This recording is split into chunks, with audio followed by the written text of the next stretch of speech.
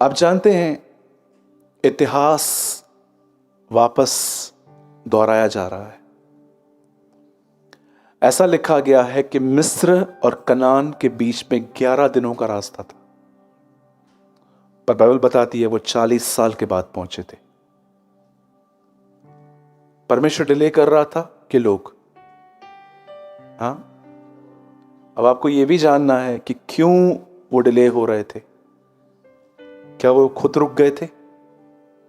जब भी वो परमेश्वर के विरुद्ध काम करते थे, एक चीज उनके मध्य में से निकल जाती थी, और वो थी वह बादल जो उनकी अगुवाई करता था। आप जानते हैं, शायद आप में से कुछ लोग ये बात नहीं समझ पाए होंगे। जरूरी नहीं है कि हर बार पाप आपको बीमार करे। बहुत सारी बीमारियां स्ट्रेस की वजह से भी आती हैं। जरूरी नहीं है कि पाप आपको गरीब कर दे। कई बार लोग अपनी मूर्खताओं की वजह से भी गरीब हो जाते हैं। जरूरी नहीं है कि पाप आपको बड़ी प्रॉब्लम्स में डाले। ऐसा लिखा है, मूर्ख के लिए कोड़े तैयार होते। पर जानते हो, कई बार पाप एक चीज आपके ऊपर जरूर लेके आता है, और वो है उसमें परमेश्वर की अगुवाई मिलना बंद हो जाती है। और अगुवाई न मिलने पर जानते हो इंसान क्या हो जाता है? मिसलीड। आप देखिए, जब वो लोग गुनाह करते थे, लीड करने वाला बादल वहां से गायब हो जाता था। क्या कहा प्रभु ने? जिस दिन तू ये फल खाएगा उस दिन तू मुझसे अलग हो जाएगा, मर जाएगा। इंग्लिश में लिखा है सेपरेट। तू मुझसे अलग हो जाएगा। इट मींस तुझे मेरी लीडिंग मिलना बंद हो जाएगी। तो कौन लीड करेगा? वही बुद्धि जिसको पाने के लिए तूने ये फल खाया था। सेम। कई लोग आप देखिए, परमेश्वर उनकी अगुवाई नहीं कर पाता। जानते हो क्यों? क्योंकि परमेश्वर ने आज से बहुत साल पहले भी उनकी अगुवाई की थी। प्रभु ने उनको इस डायरेक्शन में जाने के लिए कहा था। उन्होंने वो टास्क ही पूरा नहीं किया है। क्या आपको लगता है कि परमेश्वर उन लोगों को लीड देगा जिनको वो 100 लीड्स पहले दे चुका है? मेरे जीवन में जब तक मैंने पहला काम पूरा नहीं किया है मिनिस्ट्री के अंदर, परमेश्वर मुझे कभी सेकंड लीड नहीं देता, और मैं इससे खुश भी हूं। कैसा होना भी चाहिए। अदरवाइज मैं एक सीढ़ी बना रहा हूं जिसमें मैंने 2 डंडियां पकड़ी हैं, एक डाला, फिर 2 मैंने ब्लॉक्स छोड़ दिए, फिर चौथा, और देखो जो मेरे पीछे आएंगे उनको भी तकलीफें होंगी। फिर मैं आज आपको जो समझा रहा हूं ये बहुत डीप है। It's very deep. मैं चाहता हूं कि आप में से फिलहाल कोई वर्ड ओपन ना करे, पर मैं आपको जो आज वर्ड समझाना, काका जी बरकत शबास, थैंक यू। 2 कुरिन्थियो आप खोलिए मत, आप सिर्फ इस पे देखिए। और मुझे कोई घमंड नहीं है, पर मुझे लगता है कि बहुतों ने ये वर्ड पढ़ते समय इस पे इतना ध्यान नहीं दिया है, या हो सकता है कि पवित्र आत्मा ने आपको ये अभी तक हाईलाइट नहीं किया हो, पर मैं चाहता हूं आप इस पे ध्यान दें। 2 कुरिन्थियो लास्ट चैप्टर, पंकज भाई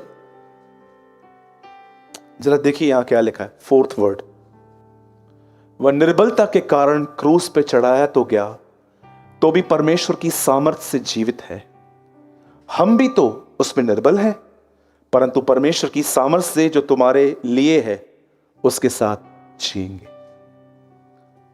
बहुत बार पढ़ा होगा आपने, ये समझा है? स्टार्ट करूं? कुछ भी अगर आपने यहां वहां ध्यान दिया, आप मिस कर दोगे कुछ। मैं आपको सच कहना चाहता हूं, हर रविवार को जो यहां पर मीटिंग होती है, 3-3.5 महीने तैयारी चलती है उसकी। अब यहां से जाने के बाद नेक्स्ट संडे मैं वो प्रीच करूंगा जिसके ऊपर मैं 3-4 महीने पढ़ते आया हूं। कोई भी संदेश एक हफ्ते में नहीं बनते, इन्हें बहुत समय लगता है। 100 रेफरेंसेस इकट्ठे करने पड़ते हैं, समझना पड़ता है, और उसके बाद इकट्ठे होने के बाद भी पवित्र आत्मा में अलाउ करना चाहिए बोलने के लिए। कहीं ऐसा ना हो कि आज कुछ और लोग आए हैं और हम अपनी बुद्धि से कुछ और प्रीच कर रहे हैं।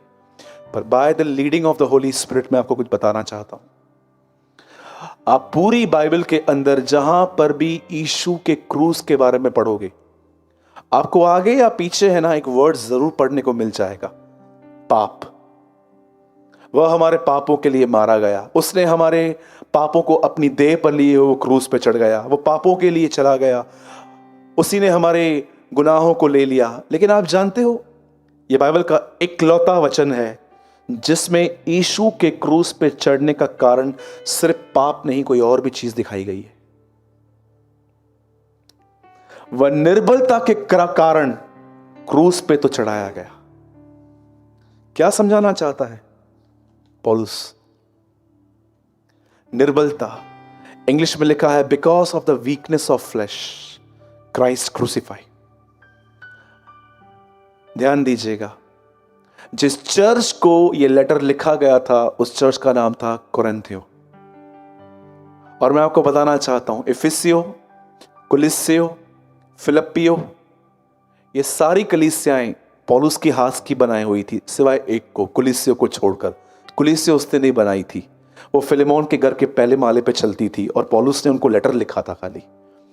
लेकिन जानते हो, जितनी भी कलीसियाएं बनाई गई थी, सबसे वर्स्ट कलीसिया जो थी कंडीशन में, वो कोरिन्थियो थी। इस कलीसिया के अंदर ग्रुपिज्म्स थे। लोग है ना, मतलब आपने आज भी ये आप सच होते देखोगे कि कुछ चर्चेस के अंदर कुछ लोग कुछ ही लोगों से बात करते, वो 5 मिनट लास्ट में नहीं ठहरते हैं कि हम सबसे ग्रीट, हम सबसे मिल लें। ये भी चर्च ऐसी ही थी। प्रचार पूरा होता था, कुछ लोग पौलुस से मिलते थे, कुछ लोग अपोलोस से मिलते थे। उन्होंने चर्च के अंदर अपने फेवरेट लोग पकड़ के रखे थे। इसलिए पौल उनको कहता है, क्या पौलुस, क्या अपोलोस, दिनेश ने आपको सुसमाचार बनाया, इसका मतलब आप दिनेश से कनेक्ट रहोगे हमेशा। मयूर भाई ने आपको सिर्फ गॉस्पेल बताया तो आप उससे रहोगे। सूरज भाई ने आपको प्रभु का वचन बताया, बस उससे ही रहोगे। एक तरह की मूर्ति पूजा है ये, जो कि गलत है। जिससे अगर आपको अपने चर्च में एक से ही प्यार है तो ये प्यार नहीं है, ये अटैचमेंट है। God hate attachment. पतरस ने क्या कहा? प्रभु तू कदापि न मरे। यीशु ने कहा दूर हो शैतान, तू मेरे लिए ठोकर का कारण है। अटैचमेंट रखता है। प्यार हर एक से होता है, अटैचमेंट सिर्फ एक से होती है, याद रखिएगा। इसीलिए यीशु ने कहा यदि कोई मेरे पीछे आना चाहे तो मां, बाप, भाई, बहन और अपनी पत्नी और अपने बच्चों को अप्रिय। पढ़िए, एक और ट्रांसलेशन लिखा है इमोशनल अटैचमेंट न रहे, क्योंकि यही चीजें हैं जो आपको खुदा से पीछे लौटती हैं। मैंने कितने लोग देखे हैं जो कलीसिया में आए, जिन्होंने प्रभु पर विश्वास रखा, लेकिन जब उनको परिवार ने कहा नहीं जाना है, उन्होंने बोला ठीक है नहीं जाएंगे, आपको मैं दुखी थोड़ी ना करूंगा। इमोशनल अटैचमेंट, उन्होंने मसीह को छोड़ दिया। इस कलीसिया के अंदर सबसे बुरी बात जानते हो क्या थी? यहां पर ग्रुप्स बने हुए थे।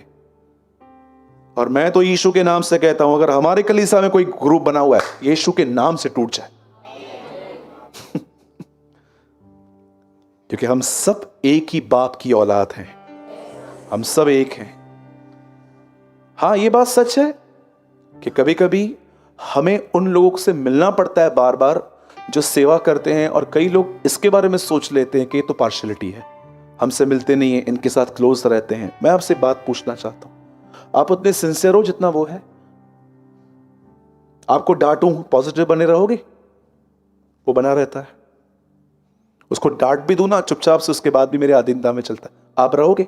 अरे मैं कितने लोगों को जानता हूं, डांटा भी नहीं है, सिर्फ प्रचार भी करता हूं, कड़क नाराज हो जाते। और जब कड़क कड़क प्रचार से आप नाराज हो जाते हो तो सोचो मैं आपको डांटूंगा तो कि क्या हालत हो जाएगी। इसी से कलीसिया परखी जाती है। कई बार प्रभु आपके बीच में एक बहन को लिफ्ट करेगा, फिर आपको प्रभु देखेगा आप क्या सोच रहे हो। प्रभु बोलेगा इतनी दूर से ही आपके अंदर जलन है, तो अगर मैंने इसको कुछ टाइटल दे दिया तो आपकी क्या हालत होगी। इस कलीसिया के अंदर क्या था? ग्रुपिज्म। सेकंड थिंग, इस कलीसिया के अंदर लड़ाई झगड़े थे। बिल्कुल चर्च के पास में एक परिवार रहता था, उसका नाम था खिलोया। पौलुस ने उनको बताया था, इसलिए पौलुस वहां पर कहता है खिलौने के परिवार से मुझे मालूम पड़ता है कि तुम में झगड़े होते हैं। मुझे लगता है खिलौने की बातें बहुत पिटाई की होगी इन लोगों ने कि हमारी चुगली मारी है तूने। इस परिवार के, इस कलीसिया के अंदर झगड़े होते थे, लड़ाइयां होती थी। ये देखो, ये मैं इस चर्च की कंडीशन आपको समझा रहा हूं, मुझे इन लोगों को नीचे करने में कोई मजा नहीं आ रहा है। थर्ड थिंग, जब ये लोग प्रभु भोज खाते थे तो अनुचित रीति से खाते थे। You know what is the meaning of अनुचित रीति? अनुचित। अभी देखिए, हर फ्राइडे को मैं अपने हाथों से ब्रेड को तोड़ता हूं, रोटी तोड़ता हूं। 2 रोटियां आती हैं, हम उसमें से 4 पीस करते हैं, 2 पीछे बेचते हैं, 2 इस तरफ बेच देते हैं। ठीक है, सोचो उस व्यक्ति का जो आया है कलीसिया में, खड़ा है और रोटी हाथ में आई और उसने ऐसे ही ले ली। आप जानते हो, अगर आप रोटी खाते समय इस बात को याद नहीं रखते कि ये रोटी किसकी है, इस रोटी का अर्थ क्या है, मेरा खुदा मारा गया, तोड़ा गया और आज मैं इतना आशीषित हूं कि उसके बदन का एक हिस्सा मुझे मिला है, सिर्फ ये याद करवाने के लिए वो मेरे लिए कैसे मरा। इसे कहते हैं अनुचित रीति। मेरे स्मरण में लिखा है, do this in remembrance of me, तुम इसे मेरी याद में करना। आज बहुत सारे लोग देखिए, उनको प्रभु बोझ, अरे मैंने देखा है लोगों के अंदर इतनी नफरत और उसके बाद भी उनको रियलाइज तक नहीं होता उस क्रूस पे। मैं कभी कभी सोचता हूँ, प्रभु ये लोग किसी को माफ नहीं करते हैं, ये लोग नफरतों से भरे पड़े हैं, जब ये प्रभु बोझ लेते हैं तो उनका विवेक इनको बोलता क्यों नहीं है? आप जानते हो खुदा मुझे क्या कहता है? अरे क्रूस के सामने आएंगे तो रियलाइज करेंगे ना। आपको लगता है कि आपके अंदर किसी को माफ करना नहीं है और आपके हाथ में रोटी है और आप यीशु को याद कर रहे हो कि कैसे वो मेरे लिए तोड़ा गया। क्या उस क्रूस में, उसकी मौत में इतनी ताकत नहीं है कि आपको खत्म कर दे, पिघला दे? इसे कहते हैं अनुचित रीति। इसलिए पौलुस को कहता है, क्या खाने पीने के लिए तुम्हारे घर नहीं है? अगर खाना ही खाना है तो घर पे खाओ, बोलता है। इस रोटी को भी खाने की तरह लेते हो तुम। इस कलीसिया में झगड़े, इस कलीसिया के अंदर अनुचित रीति, इस कलीसिया के अंदर ग्रुपिज्म, और चौथी चीज जो इस कलीसिया के अंदर थी वो था व्यभिचार। ऐसा व्यभिचार जो अन्य जातियों में भी नहीं होता था। अन्य जाति भी जानते हो क्या करते थे? लड़का लड़की शादी से पहले पलंग पे व्यभिचार कर लेते थे, या कभी कभी शादीशुदा लोग बीवी को छोड़ के किसी और के पीछे थे। यहां पर लिखा है, मैं क्या सुनता हूं, बेटा मां को रखता है। एक लड़का था वहां पर जिसने अपनी स्टेप मदर के साथ गलत काम किया था। एक चर्च थी। सच्चाई कभी नहीं छुपेगी। और याद रखिएगा इस बात को, आप कितने भी स्मार्ट क्यों ना हो, कुछ कुछ लोगों को यह विजडम है कि कैसे चर्च के अंदर एक्टिंग की जाती है। इतने क्लेवर हैं कुछ लोग, यहूदा इस्करियोती की तरह, कि यीशु ने एक रोटी ली और कहा, मैं जिसको दे रहा हूं वही पकड़ने वाला है। कभी भी लोग नहीं जान पा रहे थे यही है, तभी भी नहीं। आप जानते हो कुछ लोग इतने क्लेवर हैं चर्च के अंदर, पर यहां से जाने के बाद उनका आप वे ऑफ टॉक देखोगे ना, इतना हैरान हो जाओगे। आपको पता है, आप एक ऐसा नगर हो जो पहाड़ पे बसा है। कितने लोगों ने वचन पढ़ा है मैथ्यू में, मत्ती में? तुम कौन हो? तुम जगत की ज्योति हो। तुम कौन हो? तुम नमक हो। फिर कितने लोगों ने पढ़ा है, वहीं पर लिखा गया है, तुम एक नगर हो जो पहाड़ पर है। अब मुझे बताइए, अगर आप बंकर में जाके छुपे तो छुप सकते हैं, आप पहाड़ पे कैसे छुपोगे? क्यों परमेश्वर ने लूत से कहा, निकल पहाड़ पे जा? हमेशा परमेश्वर अपने लोगों को कहां ले जाता है? एलिया कहां प्रार्थना करता था? मूसा, यीशु मसीह। मैं सोच रहा था उस दिन, प्रभु लूत को आपने अपने ऊपर भागने के, सूरज मैं चाहता हूं लोग हमेशा मेरे खुले में रहे, एकदम खुले में। मुझ में 100 पाप हैं, पर मैं आपको बताना चाहता हूं, मैं डिसऑनेस्ट कभी नहीं बनता। है ना? हाँ है। कौन सी बड़ी बात है? क्या होगा? आप मुझे कम स्पिरिचुअल समझेंगे ना, हु केयर्स? कोई फिक्र नहीं है मुझे इस बात की। क्या अगर आपकी नजर में मैं आत्मिक नहीं हूं तो? एक परमेश्वर के महान जन ने 18वीं सदी में अपनी किताब में लिखा, उस दिन जीवन परिवर्तन होगा जिस दिन मसीहों को यह रियलाइज होगा कि उनका हर काम न्याय के दिन प्रकट होगा। जिस दिन आपको यह समझ में आ गया ना कि जो मैं कर रहा हूं एक दिन न्याय के दिन खुलेगा, ये उस दिन आपकी लाइफ बदल जाएगी। क्योंकि मैंने देखा है, कुछ लोग सोचते हैं passion of the Christ movie देखेंगे, यीशु को मारा जा रहा था, 2 मिनट आंसू बहाएंगे, मेरे प्रभु को मारा। मैंने देखा है, ये 2 दिन चलता है। Emotional experience. मैंने कितनी बार passion of the Christ movie की है। मैं सैल्यूट करता हूँ उस मूवी को जिसने क्राइस्ट की सफरिंग को इतना अच्छे से एक्सप्लेन किया है। पर मैं आपको बताना चाहता हूं, कई बार ये 2 दिन चलता है। शायद आपका भी अनुभव रहा होगा कि ये चीजें कभी कभी 2 दिन चलती हैं। 2 दिन के बाद जब ये खुमार उतरना चालू हो जाता है, आप देखो हम वापस शारीरिक कामों में लौट जाते हैं। और जानते हो, इस कलीसिया के अंदर इतनी गड़बड़ियां होने के बाद अब आप में से कितने लोगों ने हैरान करने वाली बात सुनी है? 9 वरदानों के बारे में भी इन्हीं को लिखा गया था। तुम में से कोई अन्य भाषा बोलता है, तुम में से कोई अन्य भाषा का अनुवाद करता है, तुम में से कोई सामर्थ के काम करता है, कोई बीमारों को चंगा करता है, कोई भविष्यवाणी करता है। आप बिलीव कर सकते हो? एक कलीसिया के अंदर इतने गलत काम हो रहे थे, उसके बाद भी पौलुस उनको 9 वरदानों को ऑपरेटिंग के लिए लिखता है। क्योंकि आप जानते हो, इसी कलीसिया के अंदर भले गुनाह भी था, पर इसी कलीसिया के अंदर लोगों के पास वरदान भी थे। वरदान का आपके पास से कोई कंसर्न नहीं है। यीशु मसीह ने उन लोगों का कहा जिनको मैं नहीं जानता हूं, उनके पास वरदान थे। हीलिंग का वरदान था, प्रोफेसी थी। और याद रखिए, यीशु ने उनको ये नहीं कहा कि तुम झूठ बोलते थे, वो प्रॉपर मिनिस्ट्री करते थे। हमने तेरे नाम से चंगाई दी, ये दिया, वो दिया। आप जानते हैं इन लोगों को क्या लगता था? अब जो मैं समझा रहा हूं उस पर ध्यान दो। इन लोगों को लगता था कि हम लोग जो चमत्कार कर रहे हैं ये परमेश्वर की ताकत है। भले ही गुनाह भी था पर ताकत भी थी। आप जानते हो, इस कलीसिया को पौलुस कहता है मसीह निर्बलता के कारण। और याद रखना, ये 2 कुरिन्थियों है। हमेशा बाइबल के अंदर 2nd लेटर इसलिए लिखा गया क्योंकि पहले की कुछ बातों को पढ़ के उन्होंने गलत तरीके से समझा। आप पहला थिस्सलुनीकियों पढ़िए जिसमें मसीह के आगमन के लिए लिखा गया है। पौलुस ने उनको सब कुछ लिख दिया, प्रभु आएगा। लेकिन उन लोगों ने क्या किया? वो पढ़ के उन्होंने अपने काम धंधे छोड़ के एक गार्डन में जाके बैठ गए, सारा दिन ऊपर देखते थे। पौलुस ने उनको बोला, अरे जाओ काम धंधे करो जाके, वो दिन आएगा। जब भी बाइबल में 2nd लेटर लिखा गया तो पहला जो पढ़ के उन लोगों ने कुछ गलत बातें सीख ली, गलत बातें समझ ली, सही बातों को पढ़ने के बाद पौलुस को क्लियर किया। अब देखिए, पौलुस ने जब उनको 9 वरदानों के बारे में लिखा, और अब देखिए 2nd में उनको क्या लिख रहा है? वह निर्बलता के कारण क्रूस पे चढ़ाया तो क्या, तो भी परमेश्वर की सामर्थ से जीवित हुआ। जानते हो पौलुस उनको क्या लिखता है? अब मैं आपको समझा रहा हूं। पौलुस उन्हें लिखता है कि जब यीशु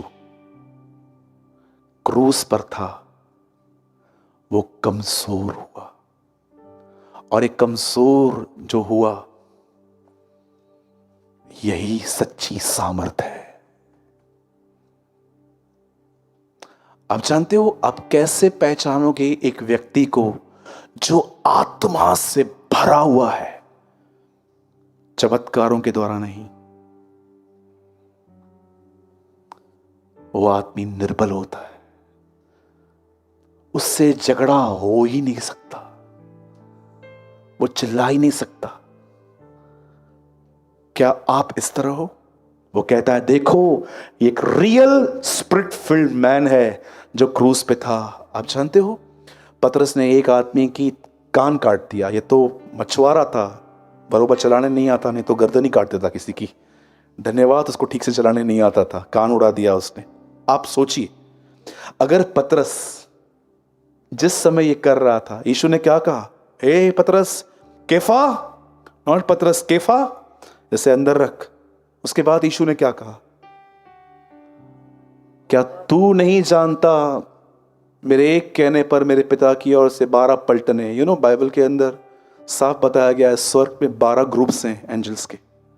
बोलता है मेरे एक कहने पर जो वो 1/3 बचे हैं ना, सब आएंगे, इनको मार देंगे, पर चुप कर।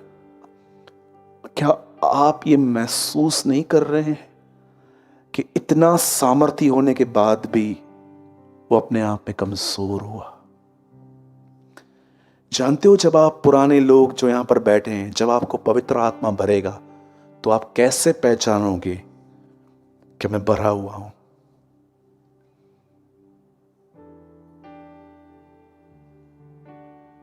आप ना दुनियावी कामों के लिए ना कमजोर हो जाओगे, खुदा के लिए उतने ही एक्टिव।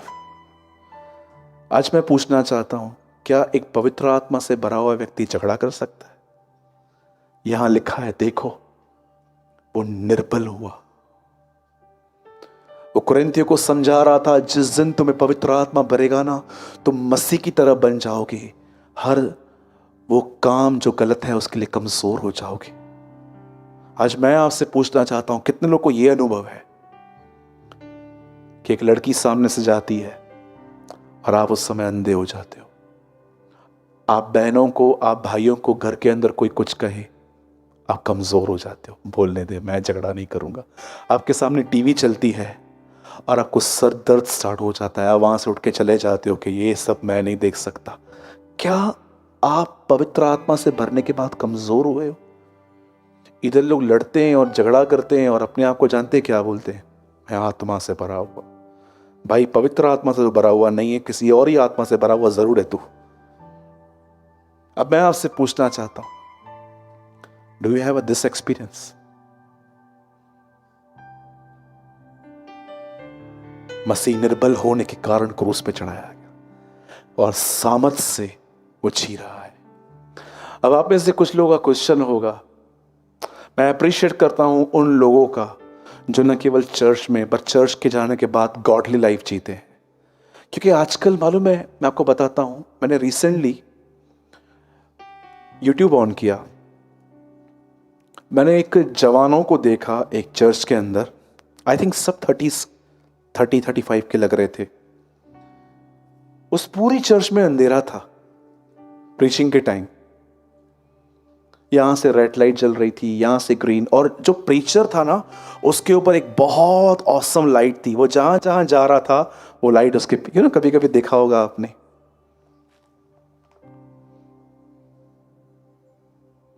मैं सोच रहा था ये चर्च है, ये चर्च है।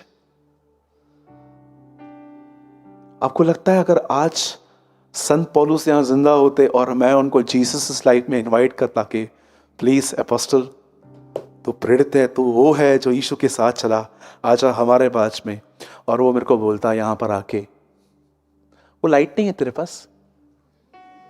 कौन सा वाला पौलुस जी? वो लाइट जिधर जिधर मैं जाऊं वो मुझे मेरे पीछे। और सुनना, ये लाइट्स बहुत ज्यादा हैं। और सुनना, और आप बिलीव करेंगे मैंने क्या देखा? वर्शिप के टाइम पे उनके बीच में स्मोक उठ रही थी। मुझे प्रभु ने कहा, देख ये ढोंगी लोग,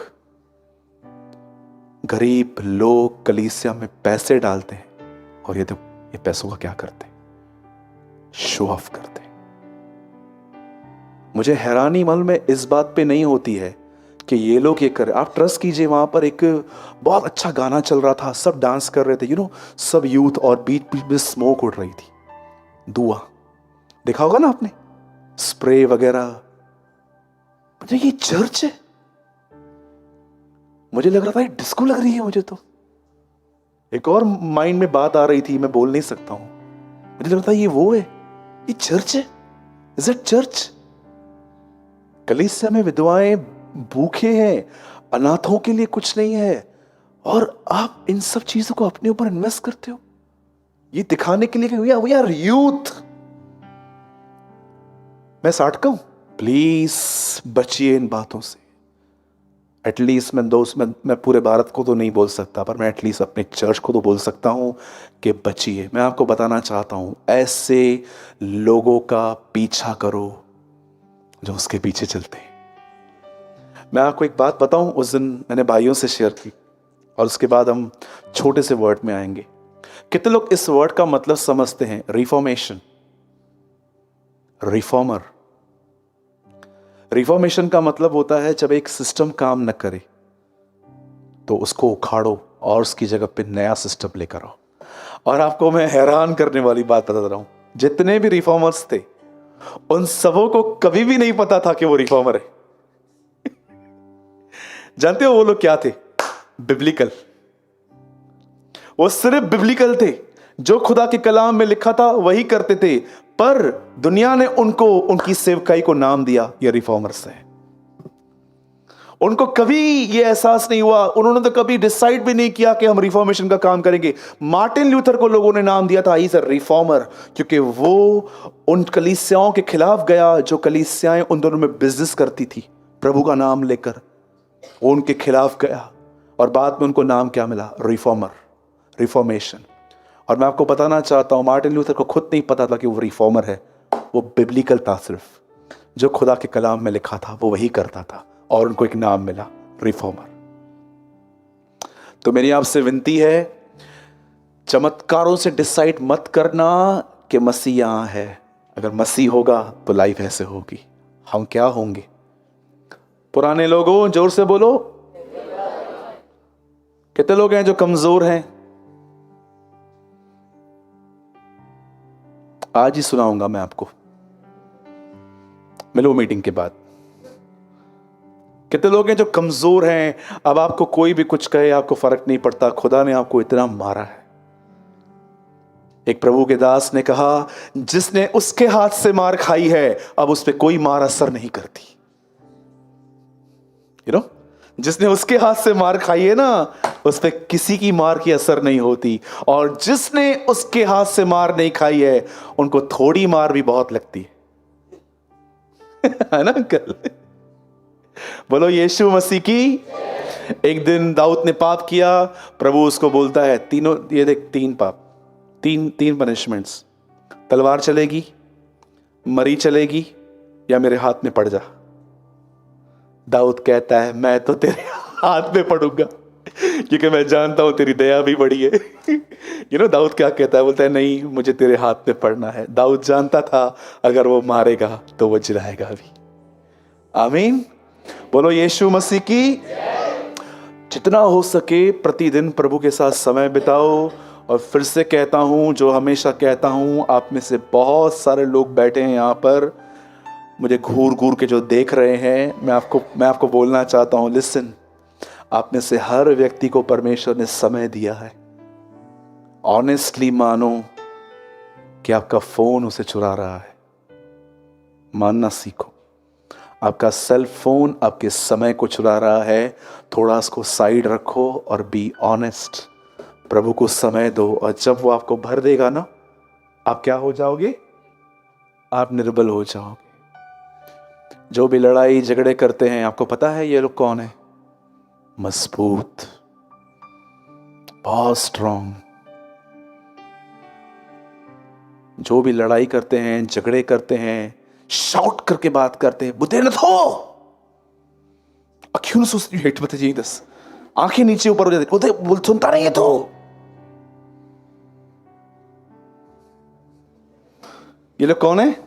बोलो बड़े स्ट्रांग। और जानते हो ना, एक बहुत साल पहले एक स्ट्रांग व्यक्ति मिला था प्रभु को, जांग दौड़ी थी प्रभु ने उसकी, याकूब, टच, अब तू इजराइल है।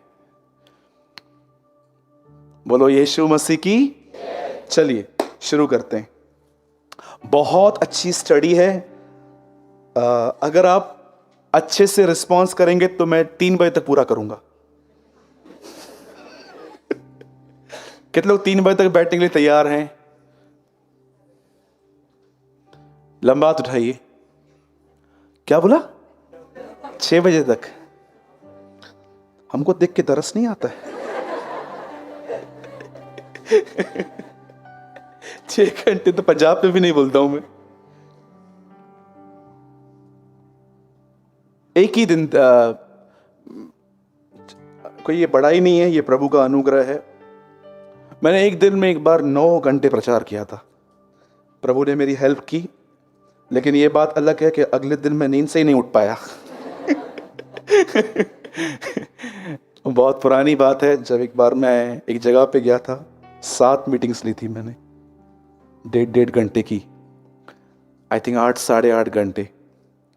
और मैं आपको बताना चाहता हूँ, वो टॉपिक भी एक ही था, सिंहों की मान, दानियल की, उसके ऊपर प्रीच था पूरा। तुमने दोबारा मुझे याद करवा दिया आज। भजन सहायता।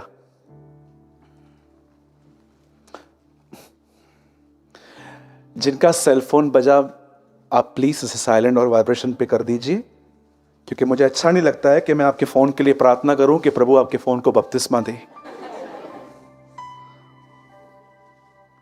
साम 105 हिंदी में भजन सहायता। कोई उर्दू पढ़ता है? जबूर। उर्दू में क्या कहते हैं भजन सहायता को? जबूर। सीखिए ये भी। 16th word. Thank you Lord.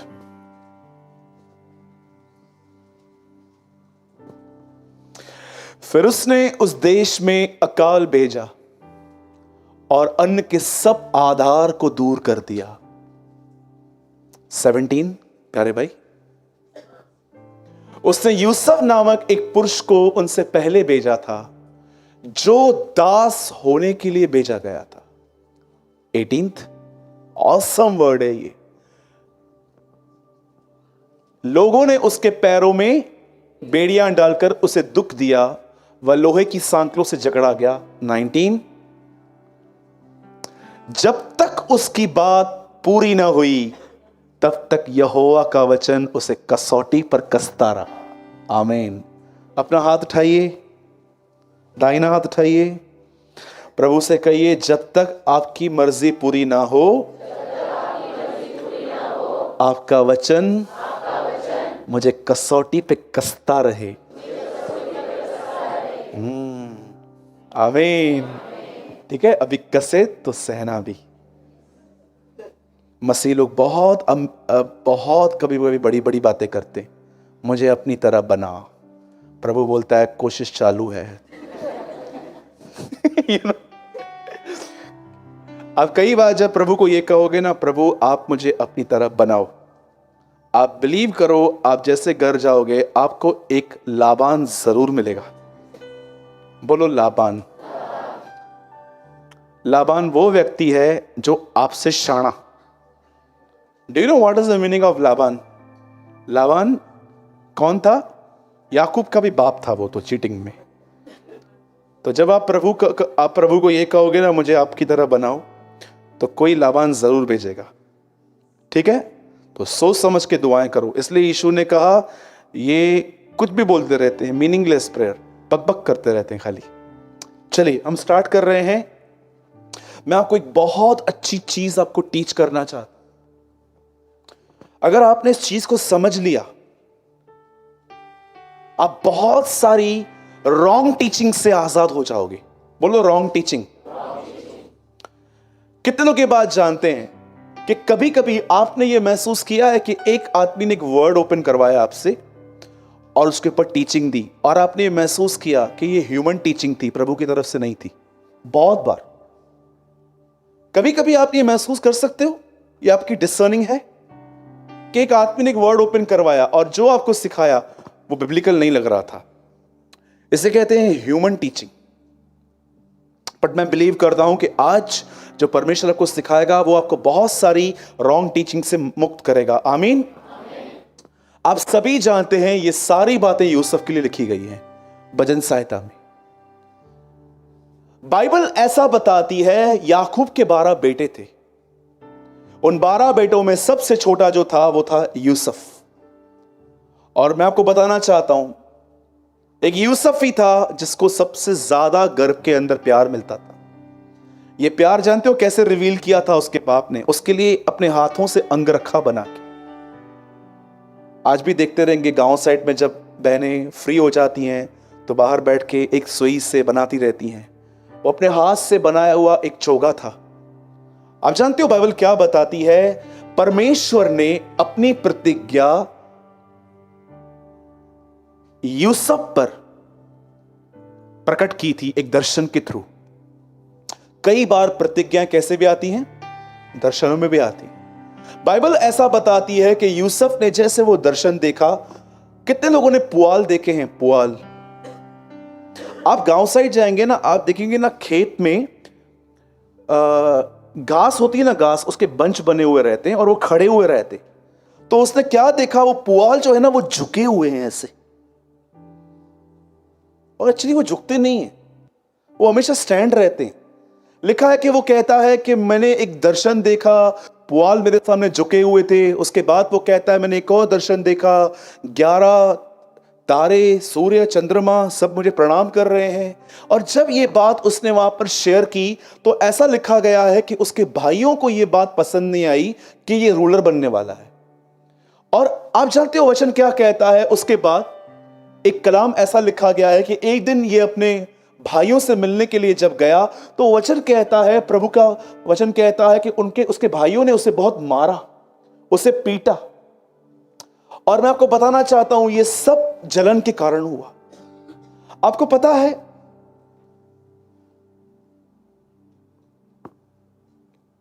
उन दिनों में जलन इंसान को हथियार उठाने के लिए कहती थी। आज भी होता है, पर मैं आपको बताना चाहता हूं हम मसीह लोग हैं, हमें पता है कि हत्या करना पाप है।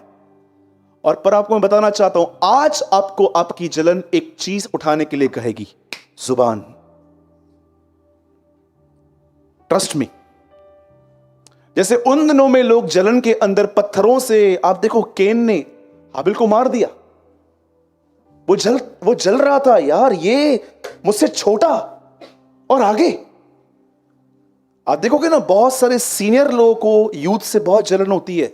अगर परमेश्वर किसी यूथ को इस्तेमाल करे ना, बहुत सारे बड़े बड़े लोग नाराज हो जाते हैं, ये इसको क्या पता है, बाइबल कॉलेज करके आया क्या ये। उन्हें जलन होती है और उनको पता नहीं चलता है कि पुराने जमाने में लोग हथियार उठाते थे, पर अब नए जमाने में लोग जुबान उठा के मारते हैं।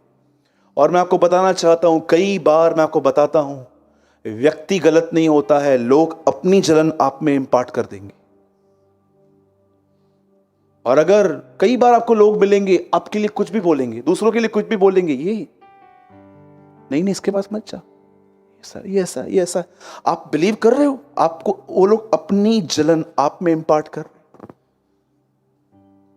हमारे चर्च में एक फैमिली आती है, वो किसी और चर्च से आए हैं और बड़े अच्छे लोग हैं, 1 साल से यहां पर आ रहे हैं।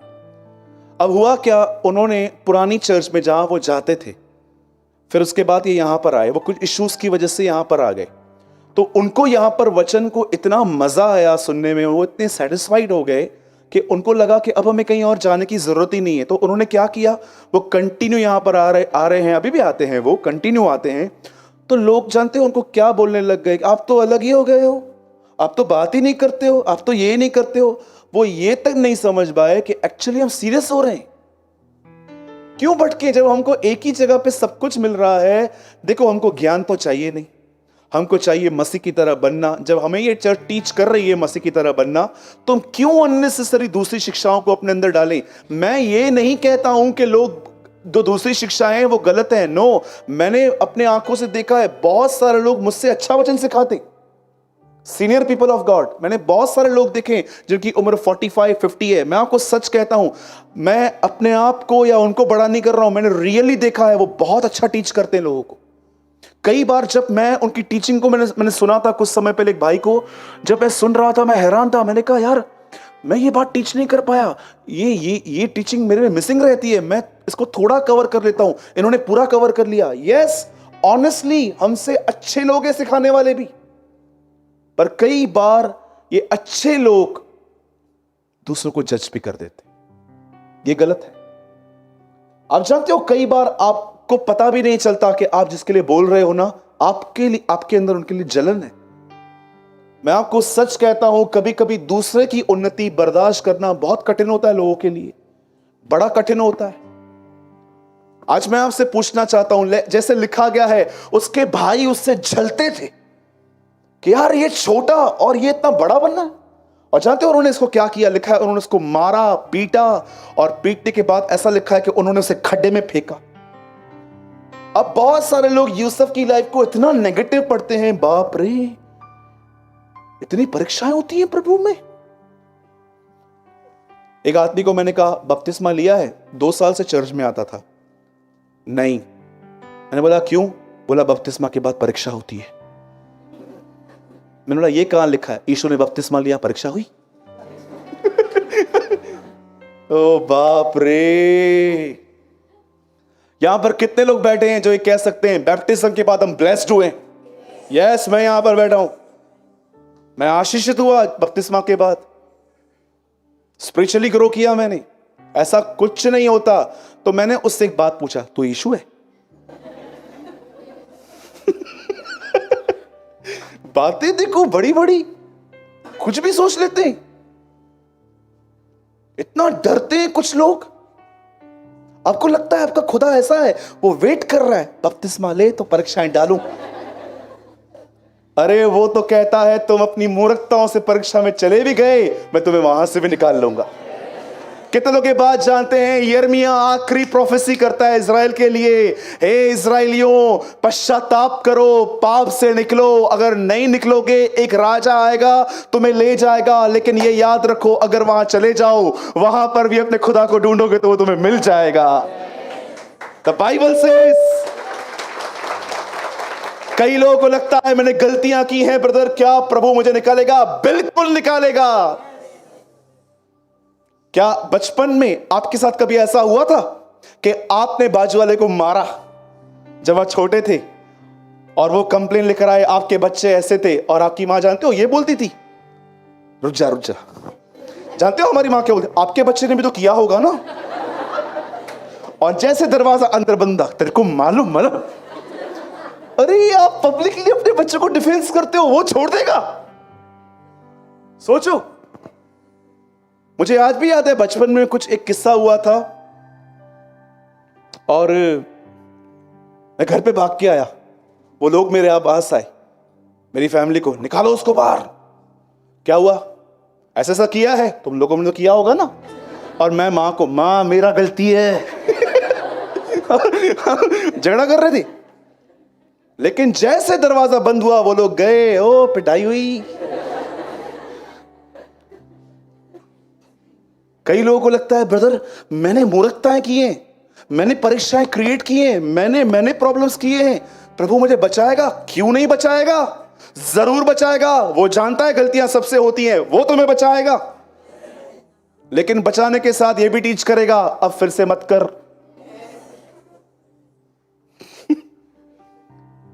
वो भी ये भी टीच कर देगा आपको कि बार बार मत कर। बोलो यीशु मसीह की। जब भी मैं उन लोगों को देखता हूं ना जो बेचारे अपनी गलतियों से फंस गए हैं, मुझे एक वचन उनके लिए बरोबर याद आता है, ये मेरे बच्चे जो दाएं और बाएं हाथ का भेद नहीं जानते, मैं इन्हें नाश करूं। बाइबल बताती है यूसुफ खड्डे में गया और वहां से निकलने के बाद ऐसा लिखा गया है उसे बेच दिया गया। बेचने के बाद लिखा है एक बाजार में वो लड़का ऐसे बैठा हुआ था बिकने के लिए। एक ऐसा व्यक्ति जिसे परमेश्वर की प्रतिज्ञाएं मिली थी, अब वो व्यक्ति बिकने के लिए तैयार था। पोतीफर नामक एक व्यक्ति ने उसे परचेस किया। परचेस करने के बाद ऐसा लिखा गया है कि वो उसका गुलाम था। और एक दिन ऐसा हुआ, एक औरत जो बार बार उसे वॉच करती थी। भाइयों ध्यान से सुनो, एक औरत उसे बार बार प्रोवोक करती थी। लिखा है कई दिन तक यूसुफ उसकी नहीं सुनता रहा, लेकिन एक दिन घर के अंदर उसका पति नहीं था और वो यूसुफ को कहती है चल हम पाप करेंगे। ऐसा लिखा गया है कि यूसुफ वहां से भागा ये कहकर कि मैं अपने परमेश्वर का भय मानता हूं। चलो भाइयों आपसे एक सवाल पूछता हूं, ठीक है? और बहनों को भी आज एक गुड न्यूज़ देता हूं। कई लोग बोलते हैं ना आपको हवा ने पाप किया, हवा ने पाप किया, हवा ने पाप किया। मैं आपसे एक बात पूछना चाहता हूं, परमेश्वर ने आदम नाम किसको दिया?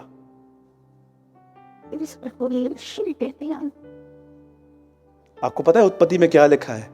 उसने आदम और हवा को बनाया, पुरुष और स्त्री को, और लिखा है उसका नाम रखा आदम। जब परमेश्वर ने आपका नाम आदम रखा तो ऑलरेडी हवा भी उसमें थी। तो ये जो बोलते रहते हैं हवा ने किया, हवा ने किया, हवा ने किया, किसने किया? साथ में किया। बोलो साथ में किया। देखो बोल रहे हैं, बोलो साथ में किया। हाँ, सिर्फ बहनों पर दोष मत लगाओ। पढ़ सकते हो उत्पत्ति में लिखा है और उसने मनुष्य को बनाया और उसका नाम। अब ये भी बात सुनो, फल किसके हाथ से लिया? पतरस क्यों डूबा? That's all I can say. पतरस क्यों डूबा? I volunteer. बोलो भाइयों अपने बाजू को, दूसरों की हवाओं को मत देखो। बोलना भाई, बोलना। तू क्या वीआईपी है? बोल। बाजू पीछे वाले भी बोलो, बोलो बाजू वाले को, बोलो दूसरों की हवाओं को मत देखो। ऐसा लिखा है कि पतरस ने हवाओं को देखा। बोलो बाजू में, गेला। गया। ऐसा लिखा है कि पोतीफर ने क्या कहा, उसकी वाइफ ने क्या कहा, चल मुझे बहुत पसंद है। उसने ये नहीं कहा यू आर मैरिड, आप शादीशुदा हो ना। उसने ये नहीं कहा आप अच्छे नहीं दिखते हो। मुझे इतना पसंद है उसका वो कन्फेशन जो उसने किया। वो कहता है क्या मैं अपने परमेश्वर की नजर में ये दुष्टता करूं? वो उसको कहता है मैं जानता हूं तेरा पति नहीं है, मैं जानता हूं तू अगली भी नहीं है, मैं ये भी जानता हूं तू मैरिड है, पर मैं एक बात जानता हूं, वो मुझे देख रहा है। पाप इस बेस पे छोड़ा जाता है, इस बेस पर। पाप इसलिए नहीं छोड़ा जाता क्योंकि पाप हेल में ले जाएगा। पाप इसलिए छोड़ा जाता है क्योंकि पाप प्रभु को पसंद नहीं है। बाइबल बताती है यूसुफ भागा, शर्ट छोड़ के भागा। आपको पता है शैतान कई बार क्या चाहता है? आपके वस्त्र गंदे करते। वस्त्र। इंसान ने पाप किया, क्या खोया? वस्त्र। यीशु ने कहा तेरे विवाह के वस्त्र कहां हैं? यीशु के कपड़े उतारे गए क्रूस पे। प्रकाशित वाक्य में लिखा है उन्हें मलमल कपड़े दिए गए और ये कपड़े उनके धर्म के काम है। यू नो, शैतान आपकी नहीं, वो आपकी आइडेंटिटी पर अटैक करता है हमेशा। कि वो लोग हैं जो कलीसिया में गवाही दे चुके हैं, प्रभु ने मुझे बतला है, अब इनकी गवाही खराब करूंगा मैं, ऐसी हालत कर दूंगा मैं इनकी कि ये वस्त्र खराब हों। लेकिन मैं आपको एक गुड न्यूज़ भी देता हूं। अगर आपको लगता है कि आपके वस्त्र खराब हैं तो टेंशन मत लो, लॉन्ड्री खुली है। यीशु मसीह का लहू है। वो शुद्ध करता है। और बाइबल बताती है यूसुफ के ऊपर एक एलिगेशन लग गया कि इसने रेप किया है। अब वो बंदा, ब्रदर इसके पीछे लगाइए 17, देखो कैसे पहुंचाया गया जेल में। और यूसुफ नामक एक पुरुष को उन्होंने पहले को भेजा था दास, 18। लोगों ने उसके पैरों से बेड़ियां डालकर उसे दुख दिया, वह लोहे की सांकलों से जकड़ा गया। आप जानते हो वो जेल में इस तरह पहुंचाया गया। अब ये लड़का जिसे परमेश्वर की प्रतिज्ञाएं मिली और वो वहां पर था, और आप सभी जानते हो उसके बाद यूसुफ, एक समय आया ब्रदर 19, 20, तब राजा ने दूध बेचकर उसे निकलवा लिया और देश देश के लोगों के स्वामी ने उसके बंधक खुलवाए। अब बहुत आप अच्छे से जानते कि लड़का वहां से छुड़ाया गया और उसके बाद वो राजा के साइड में जा बैठा। अब बहुत सारे जो लोग हैं, मैं आपको समझाना चाहता हूं, वो स्टोरी को ह्यूमनली पढ़ते हैं, पवित्र आत्मा से नहीं। वो जब भी यूसुफ का नाम, वही ना जो 13 साल में जेल में गया, ये वही ना जिसके ऊपर एलिगेशन लगा, ये वही ना जो खड्डे में गिरा। आजकल लोग यूसुफ को किस तरह जानते हैं? उसकी परीक्षाओं से।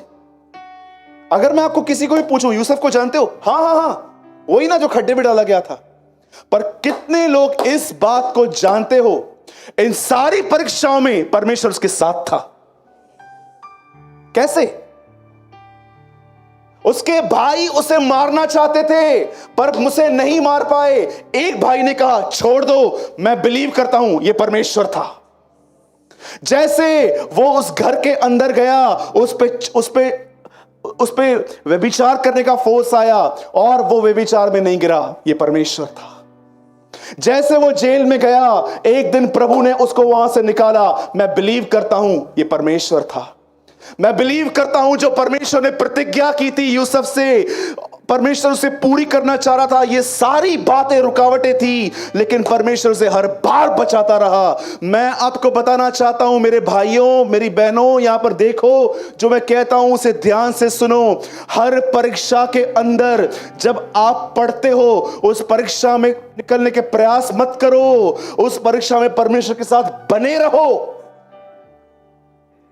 हम में से बहुत सारे लोग ये बिलीव करते हैं कि यूसुफ के साथ परमेश्वर था, पर बहुत कम लोग जानते हैं यूसुफ भी परमेश्वर के साथ था। बदर ये कैसे मालूम पड़ता है? उसके निर्णयों से।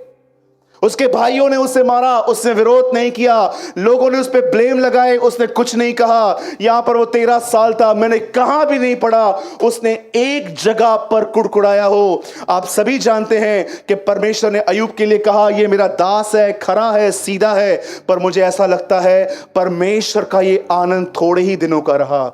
उसके बाद अय्यूब अपना मुंह खोल के उसे कोसने लगा।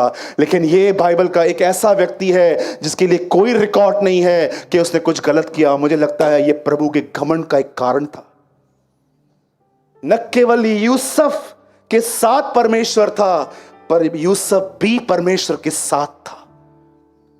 जानते हो परमेश्वर ने कैसे रिवील किया कि मैं इस बंदे के साथ हूं? ये परीक्षाओं में पढ़ता था, प्रभु से निकालता था। और जानते हो यूसुफ ने कैसे प्रकट किया कि मैं प्रभु के साथ हूं? यूसुफ वही करता रहा जो उसे पसंद था। It's a twofold story.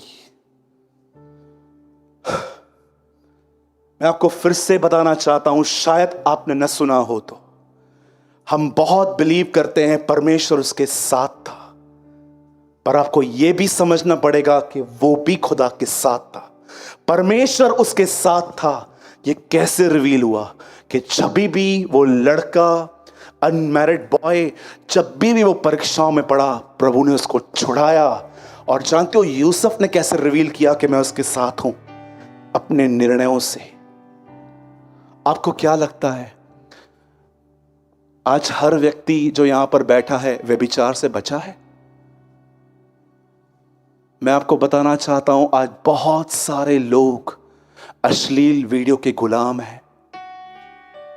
आज बहुत सारे लोग फेसबुक पे जाते हैं और लड़कियों के फोटोज देखते हैं। आज बहुत सारे, मैं आप में से हर बहन से क्वेश्चन पूछता हूं, कभी आपको मेरी आईडी से फ्रेंड रिक्वेस्ट आई? बोलिए बोलिए बोलिए, एक बोलिए, एक तो बोलिए कि हाँ आपने मुझे भेजा था। कभी भी नहीं, नेवर इन माय लाइफ मैं ये सब नहीं करता। आज बहुत सारे लोग गुलाम हैं इन चीजों के। बहुत सारे लोगों की ये लाइफ प्योर नहीं है, थॉट लाइफ। आप जानते हो, सीखो यूसुफ से, वो कैसा था।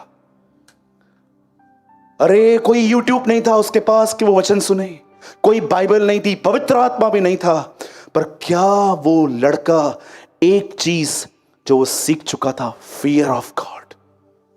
जब उसके भाई उसे मार रहे थे, आप मुझे बताइए, आप एक को नहीं बर्दाश्त कर पाते हो, वो 11 को बर्दाश्त करता था। कभी आपने यीशु मसीह को देखा? अरे अगर मैं आज यहां पर 15-20 लोग को चुन लूं और कोई मुझे तंग करे ना, तो मैं प्रभु को बोलूंगा, प्रभु मुझे लगता है इसको आपने चुनने के लिए नहीं कहा था, ये खुद ही आ गया, मैं इसको निकाल रहा हूं।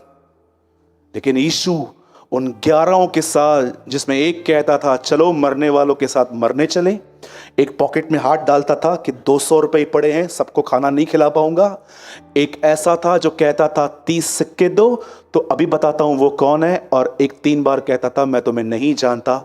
ऐसों को पूरा संसार देके गया, क्योंकि वो जानता था मेरे बाद मेरा आत्मा इन्हें बदल देगा। मैं आपसे पूछना चाहता हूं, सुनिए, यहां पर देखिए सब, आइए स्ट्रेट बैठिए। मैं आपसे एक सवाल पूछना चाहता हूं, सब थे ना यहीं पर? Thank God. मैं आपसे एक सवाल पूछना चाहता हूं, आप ये हमेशा बिलीव करते आए हैं कि परमेश्वर मेरे साथ है, पर मैं आपसे पूछना चाहता हूं, अगर आप ये शो करना चाहते हैं कि मैं भी प्रभु के साथ हूं, तो ये आप कैसे शो करेंगे? आप जानते हो जब इस लड़के का अंत हुआ, इसकी इच्छा थी मेरी हड्डियां मिस्र में कभी भी गाड़ी न जाए। मूसा इन हड्डियों को लेकर गया, यहोशू 31 अध्याय में इसे गाड़ता है। ऐसा लिखा है कि मरने से पहले यूसुफ ने अपनी हड्डियों के विषय में आज्ञा दी थी। आपको पता है बाइबल का पहला वचन है इन द बिगिनिंग गॉड, और उत्पत्ति का लास्ट वर्ड है जोसेफ इन कॉफिन। जब ये लड़का मरने से पहले, इसके भाई जब इससे मिलने आए, आपको शायद ये बात समझ में ना आए कि ये ब्लेसिंग है, क्योंकि आप में से बहुत सारे लोग कार, बंगले, गाड़ी, चमत्कारों को आशीष समझते हैं, पर मैं आपको बताना चाहूँ this is a real blessing जो मैं आपको बता रहा हूँ। जब इसके 11 भाई इससे अनाज मांगने आए तो जानते हो वो 11 को पहचान गया, पर ये ऐसे रूप में था कि कोई इसे नहीं जान पा रहा था, और उसने गिने, एक मिसिंग था। बोलते जाओ उसको भी लेकर आओ, क्योंकि वही इसका चहेता था, जाओ उसको लेकर आओ। और जैसे वो लोग आए, और जब यूसुफ अपने आप को रिवील करता है, यूसुफ एक बात कहता है उनको, बोलता है सुनो, मुझे बेचने वाले यहां पर तुम नहीं थे, परमेश्वर था।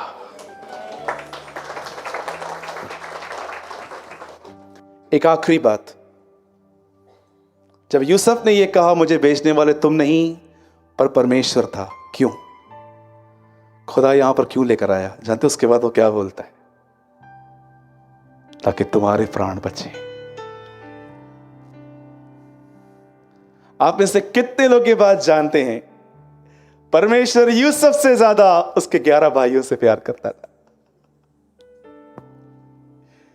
कई बार आप देखते हो ना उन लोगों को जिनको आपने सुसमाचार सुनाया है, बाइबल पढ़ने के लिए फोर्स किया है, कलीसिया आने के लिए कहा है, और वो अभी तक वही हठीले कठोर लगे पड़े हैं, और आपको लगता है ये लोग क्या बिलीव करेंगे। खुदा तुमसे ज्यादा उनसे मोहब्बत करता है। 99 को छोड़कर वो एक को ढूंढने गया था। जो लोग उसे नहीं जानते हैं वो तुमसे ज्यादा उनसे प्यार करता है, और मेरा ये बिलीव है तुम्हारी दुआएं उसे बचा लेंगी। आमीन। और यूसुफ ने उनको कहा अब डरो मत, जाओ डैड को लेकर आओ, मैं तुम्हारी देखभाल करूंगा। और ऐसा लिखा गया है कि यूसुफ ने उनकी देखभाल की थी। मेरे भाइयों, मेरी बहनों, इस टू फोल्ड स्टोरी को हमेशा याद रखो। खुदा अपने आप को जाहिर कर रहा था इस तरह कि यूसुफ को प्रतिज्ञा दी गई, यूसुफ परीक्षाओं में पड़ा, पर हर बार उसे प्रभु बचाता रहा। और यूसुफ भी इतना खरा था कि वो अपना हर निर्णय परमेश्वर की मर्जी में लेता था। कई बार लोग खुश होकर यहां से चले जाते हैं। सूरज भाई ने बोला है प्रभु हमारे साथ है, बिल्कुल बोला है, पर सूरज भाई ने यह भी बोला है कि तुम भी प्रभु के साथ रहो। अपने निर्णय, अपना बात करने के तरीका, अपना सोचने का तरीका, अपने देखने का तरीका उसकी तरह रखो। मैं चाहता हूं आप सब बाइबल बंद करो। एक लास्ट चीज जो मैं आपको कहना चाहता हूं वो ये है, क्या आप 2 मिनट बहुत अलर्ट होकर मुझे सुन सकते हो? जो मैं कहूंगा सिर्फ 2 मिनट्स, बहुत इंपॉर्टेंट है ये। जब मैं मसीह में बच्चा था, 3 या 4 साल का था, जानते हो कौन सी चीजें मुझे बहुत एक्साइटेड करती थी? मेरा बिजनेस ग्रो हो रहा है, मेरे घर के अंदर अब कोई बीमारी नहीं है, मुझे नई नई चीजें मिल रही हैं।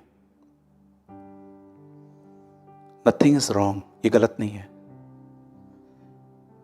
पर एक टाइम आया जब मुझे परमेश्वर ने एक बात टीच की, कम अप हायर, ऊपर आ। प्रकाशित वाक्य की 7 कलीसियाओं के बारे में पढ़िए, 7 की कंडीशन बहुत खराब है, और चौथे में परमेश्वर यूहन्ना से कहता है अब ऊपर आ, मेरी दृष्टि से देख। एक समय था जब परमेश्वर ने मुझे कहा अब ऊपर उठ। परमेश्वर ने कहा सर का दर्द उतर गया, बीमारी चली गई, फाइनेंशियल प्रॉब्लम ठीक हो गया, घर बन गया, सब मैंने किया है, और अब मैं ही कह रहा हूं थोड़ा ऊपर आ। अब एक और गवाही रख अपने आप में। आप में से कितने लोग ये बात जानते हैं यूहन्ना जेल में क्यों बंद था? वो कहता है मैं परमेश्वर के राज्य और यीशु मसीह की गवाही देने के कारण यहां पर हूं। गवाही, डू यू नो जीसस की भी एक टेस्टमनी है। आप स्वर्ग में जाएंगे ना, आप डैनियल से पूछना, डैनियल आपका टेस्टमनी बताइए। डैनियल बोलेगा आजा, और आपको बताएगा यू नो मैं गुलामी में था। जब भी तुमने पढ़ा था ना डैनियल, हाँ मैं गुलामी में था, तुझे पता है? हाँ। अरे एक दिन क्या हुआ पता है? ऐसे तो इतना फ्रेंडली आपको बताएगा। एक दिन नबूकदनेस्सर ने ना मेरे को पकड़ के डाल दिया अंदर, लेकिन मैं वहां पर गया, अरे मेरे को शेर टच नहीं कर रहे थे। और आप सुनोगे बाप रे ये मैंने पढ़ा था, रियली यही बता रहा है। उसके बाद आपको यहोशू मिलेगा, आप यहोशू से पूछना, यहोशू कुछ बताओ यार, अपनी गवाही बताओ। अरे एक दिन पता है क्या हुआ, हम लोग जा रहे थे सब अंदर, जगह नहीं मिल रही थी, इतनी बड़ी दीवार थी। अरे हम लोग चक्कर मार रहे थे, यहोवा ने पूरी दीवार को गिरा दिया। उसके बाद आपको एक और गवाही सुनने को मिलेगी। आपको 3 लड़के साथ में खड़े होकर मिलेंगे, शद्रक मेशक और अबेदनगो। सबकी गवाही सुन लोगे ना, लास्ट में आप जीसस से मिलना और यीशु से बोलना, लॉर्ड शेयर योर टेस्टिमनी, मैं मर गया था पर परमेश्वर ने मुझे जिलाया।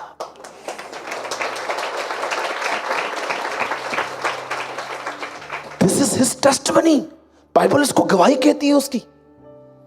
वैसे ही एक गवाही रखो। भजनकार कहता है मेरा आनंद मेरे संतों के साथ है। एक टाइम आएगा जब आप उनके साथ मिलोगे, आपके पास भी गवाही हो। और जानते हो ये गवाही क्या है?